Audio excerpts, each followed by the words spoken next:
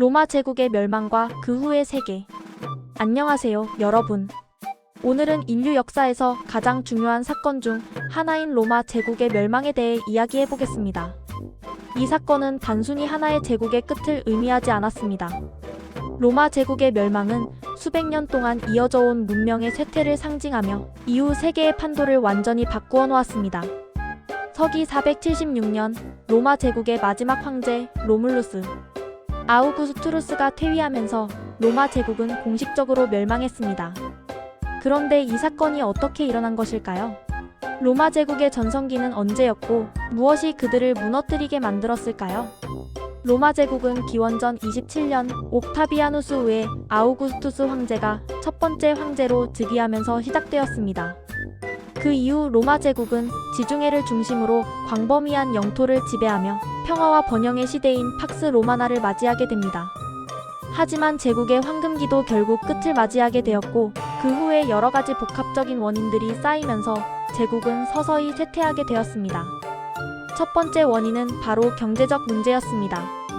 로마 제국은 군사적 팽창과 인프라 건설을 지속하기 위해 엄청난 자원을 소비했으며 그로 인해 세금이 급증하고 물가는 상승했습니다.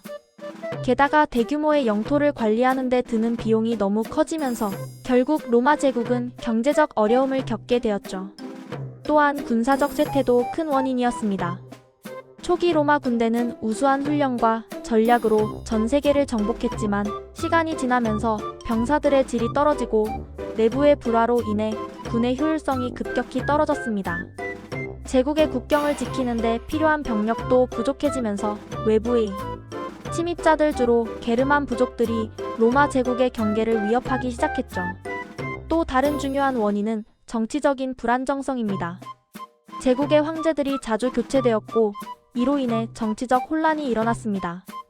또한 여러 명의 황제가 암살되거나 내전으로 권력을 놓고 싸웠습니다. 특히 3세기 말에 있었던 군인 황제 시대는 제국을 더욱 불안정하게 만들었습니다. 군인 황제들이 계속해서 등장하면서 제국 내에서 군사적 권력과 정치적 권력이 얽히게 되었고 이는 결국 로마 제국의 전반적인 쇠퇴를 가속화시켰습니다. 그리고 가장 큰 충격적인 원인은 외부의 침입이었습니다. 5세기 초 게르만 부족들이 제국의 북부와 동부 국경을 넘어와 침략을 시작했습니다. 특히 410년에는 서고트족이 로마를 약탈하며 제국의 심장부까지 공격하게 됩니다. 로마 시민들은 충격과 공포에 빠졌고 이는 로마 제국의 자존심에 큰 타격을 주었습니다. 그리고 455년 반달족의 침입으로 다시 한번 로마가 약탈당했죠. 결국 476년 마지막 황제인 로물루스 아우구스투루스가 퇴위하면서 로마 제국은 공식적으로 멸망하게 되었습니다. 로마 제국 멸망 이후의 세계. 하지만 로마 제국의 멸망은 끝이 아니었습니다. 제국이 멸망하고 유럽은 여러 왕국으로 나뉘어졌지만 로마의 유산은 여전히 큰 영향을 미쳤습니다. 법, 언어, 건축, 철학 등 많은 분야에서 로마 제국은 오늘날까지 그 흔적을 남겼습니다. 그 후 유럽은 중세로 접어들었고 기독교는 로마 제국의 영토를 넘어서 전 세계로 퍼져나갔습니다. 그리고 결국 르네상스와 근대 문명의 탄생으로 이어졌습니다. 로마 제국의 멸망은 단순한 한 나라의 끝이 아닌 인류 역사에서 중요한 전환점이었고 오늘날 우리가 살아가는 세계의 기초를 다지게 된 사건이었습니다. 오늘은 로마 제국의 멸망과 그 후의 세계에 대해 알아보았습니다.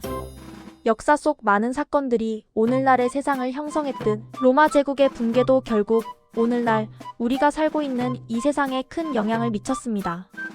다음 시간에는 또 다른 흥미로운 역사적 사건으로 찾아뵙겠습니다. 시청해주셔서 감사합니다.